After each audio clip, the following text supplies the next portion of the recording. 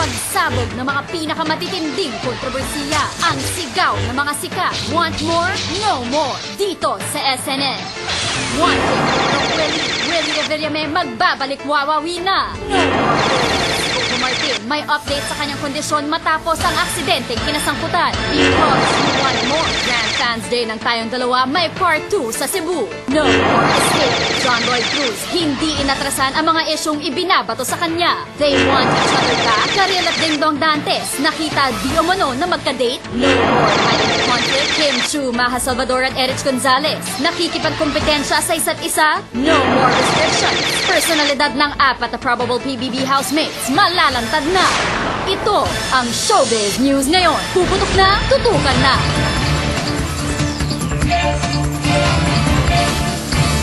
Magandang gabi Pilipinas at buong mundo. Dito ang pinakabagong Showbiz Balita sa inyo. Nauna, ako po si Boy Abunda. At sa ngalan ni Miss Chris Aquino, ako po si Mariel Rodriguez. Ito po ang SNN Showbiz News ngayon. Patapos na ang linggo pero ang SNN sige pa rin ang paghahatid ng balita. Because we know you want more. SNN presents Want More, No More. Good evening. Yes, gusto ko yung Tito hinga ni Boy. Maria. Oo. Maraming salamat po Kasi dito hindi yung ko pagsama alam sa kung- akin dito. Thank you so much, Tito Boy, for having me again. Gusto ko yun. Okay. Game. Ibig sabihin yan, may init ang ating mga balita ngayong gabi. Yes. Alright. The fans want more. Kaya ibibigay ito ni Willie Revillame na simula Lunes, magbabalik na sa kanyang tahanan sa noontime. Ang Wawawi. Now na! Wanting more of Willie. Willie Revillame magbabalik wawawi na. Sa pagbabalik ni Willie Revillame mula sa kanilang show sa Amerika, isang magandang balita ang in-announce niya, ang kanyang pagbabalik. Tuloy na ho ang pag-asa, tuloy na ang saya. Sa September 21, may mga bago kaming games, may hinanda kami. Sa pagbabalik niyo po sa 21, kasama din po ba yung pagre-reformat ng mga co-host niyo? I'm so proud of my co-host. Si RR, si Valerie, si Mariel, and Pokwang. When I was on vacation, saka yung mga guest co-host namin, they did very well. Si Piolo, si John Lloyd, di ba? Si Gabi, thank you kay Gabi, kay Cesar. Si Gabi nga, tawag ng tawag sa akin yun, nasa dressing room ko, na ano gagawin ko, alam mo, bumalik ka na. Yun ang nakaka-touch. Sa mahigit isang buwan niyang pagbabakasyon mula sa programa, inamin ni Willie na sobrang na-miss niya ang Wawawi at di raw niya napigilang mapaiyak nang makita niya ang mga kaganapan sa Wawawi habang nag-show sa Seattle. Ang naiyak ako kasi na-miss ko yun yung everyday na Wheel of Fortune.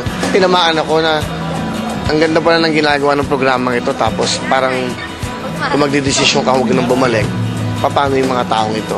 Di ba? Parang tinamaan lang ako kasi may time na parang babalik pa ba ako? Maganda yata simpleng buhay na lang. Naisip ko yun na, ano ba? Kasi gumawa ka ng mabuti, gumawa ka ng masama, laging masama ka eh. Nagkaroon ka ng parang point of depression kay Willie Jordan. Hindi depression, nag-isip lang ako na kung hindi na ako tanggap, kung ayaw na sa akin ng ibang tao. Pero hindi, when I went to Davao and Cagayan, ang dumating na tao doon, 100,000 mahigit eh. Tapos nakita mo, parang 6 in the morning, nandun na sila. Sabi ko, bakit ko iiwanan itong mga taong ito na nagbibigay ka ng set, may konting pag-asa sa'yo. At sa kanyang pagbabalik, si Willie, hiding no more na sa mga kontrobersiya. Una na rito, kung tatakbo nga siya bilang Vice President sa 2010 election. Lahat yan kasi pag-iusapan. Kung tatakbo man ako, hindi ako magtatago. Ba't ko lulukoyin yung sarili ko at ba't ko lulukoyin yung sambayanan? Eh, ganun naman talaga. Ang magdidesisyon naman ito, tao eh. Hindi naman ako, hindi ang management. Pag nakikita kong may pangangailangan at nakikita kong may magagawa akong paraan, saka alam nyo, hindi ako magnanakaw. Magbibigay ako, tandaan nyo yan. Basta magdidesisyon ako sa tamang oras. Kasi si Meryl na interview ng SNN na parang hindi ata siya favor na mag-politics ka. Alam mo, kung makakagawa ka naman ng kabutihan sasama ko pa siya para gumawa siya ng kabutihan. Ikalawa, hinarap na rin ni Willie ang pagkakaling ng pangalan niya kay Lorna Tolentino. Ayon sa mga bulong-bulungan, di umano'y balak raw ligawan ni Willie si LT. Ako no comment, hindi. Hindi totoo yan. Hindi totoo yan. Saka magulat nga ako na may mga ganyan, mga biro-biroan, Pwede ka naman mali. Wala, hindi totoo yan. Lahat ng iyan ay mga, Diyos hindi nga kami nakikita at nag-uusap At ang pinakamaingay na usap-usapan habang nasa Amerika siya, Nabibili raw si Willie ng sarili niyang private jet. Actually, bumibili ako ng private jet talaga. Ito yun. Eh, hindi naman pagyayabang yun. In a business side, gusto ko mag-aviation business eh. Yung chopper, yung mga ano, charter mo. So, siyempre yung, gusto mo umasenso sa buhay. After Wawawi what? Pag hindi ka na nag-rate, hindi ka na sikat, wala na eh. Naisip ko yun, kaya naman nagkumakahid ako everyday eh. Kailan niyo po ba ito bibilin? Nabili niyo na po ba? Negotiate na ako at hopefully within a month, madala na rito yung plano. Pero magkano naman kaya ang private jet na ito? Naku, natin usapan yung ano. Basta pag-iipunan ko pa, siyempre, aeroplano yan, expensive yan. Pag-iipunan pa yan, pag-iipunan ko pa, pero ginagawa ko ng paraan. Welcome home, Willie. Super taray niya. He's gonna buy a jet. Of Sana course. makasakay ako sa jet Pero na yan. maganda yung kwento niya because, alam niyo po mga kaibigan, inspirasyon din, pinaghihirapan, at saka ang tingin niya ay hindi lang ngayon. Di ba? Yung Yes. future. Negosyo. In other words. Negosyo, that's Congratulations, Willie. Sabi ko nga, Tito Boy, kahit tricycle business, okay na ako doon. But you know, that's a lesson for us, Mariel. Ikaw, halimbawa, pagdating ng araw, dapat nagplaplano ko kung Yes. ano ang negosyo na yung papasukin. Yan ang dapat kong isipin. And on that note, welcome back, Kuya Will! And because of that, itatanong namin ang opinion nyo tungkol sa pagbabalik ni Willie Revillame sa telebisyon. Our SNN poll question. Excited ba kayo sa pagbabalik ni Willie sa noontime show niya? A. Yo! Yes, yo! B. Not so. That's exciting. Text post space, SNN space, letter of choice, and send to 2366 for Globe, Sun Cellular, and Touch Mobile. And 231 for Smart and Talk and Text. At eto pa, we'll see more of this other guy. No more accidents, please!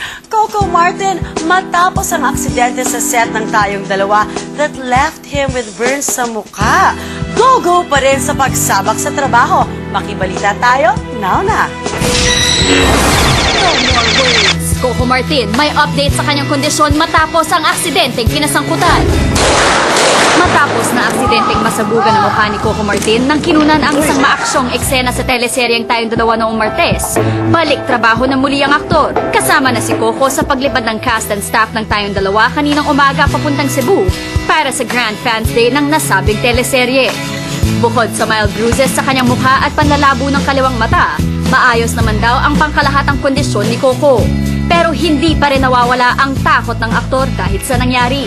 Takot kasi naramdaman ko sa mata ko hindi ko siya may dilat eh. Actually, naiyak ako dahil sa hindi sa sakit. Hindi ko mabitawan niya yung mukha ko dahil pag gano'n ko puro dugo, akala ko nasunog na yung mukha. Kasi kumbaga yung aksidenteng yun, dun nga ako naiyak eh, sabi ko parang siyempre parang feeling ko lahat ng pinaghirapan ko parang ganun kabilis lang mawawala. And then yun, buti naman kahit paano ganito lang yung nangyari. Na-traumatize na kaya si Coco sa paggawa ng mga mapangahas na stunts dahil sa aksidenteng sinapit?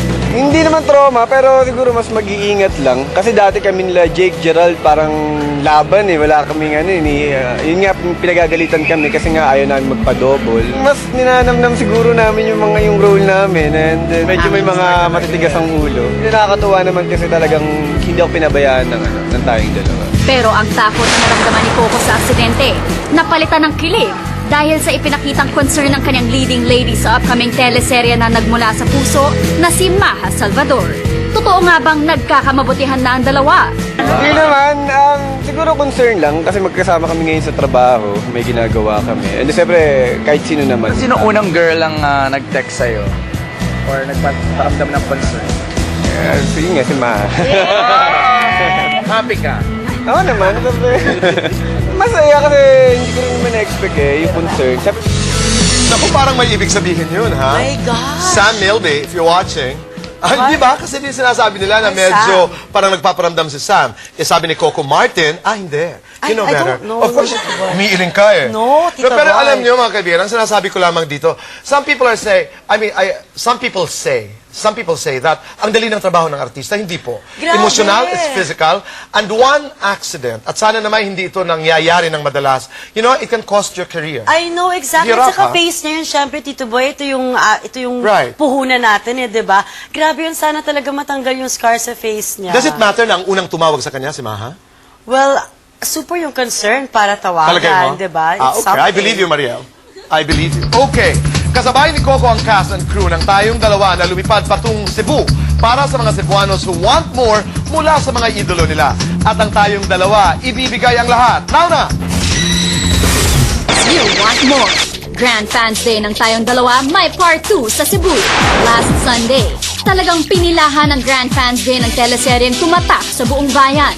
Kaya naman kaninang umaga, tumulak na ang Tayong Dalawa stars na sina Kim Chu, Gerald Anderson, Jake Cuenca at Coco Martin sa SM Cebu para sa kanilang Grand Fans Day entitled as Tayong Dalawa Salute to the Fans. Isa rin itong bahagi ng pasasalamat namin sa mga fans. Siyempre, hindi dahil sa fans, hindi magiging successful ang show namin. So,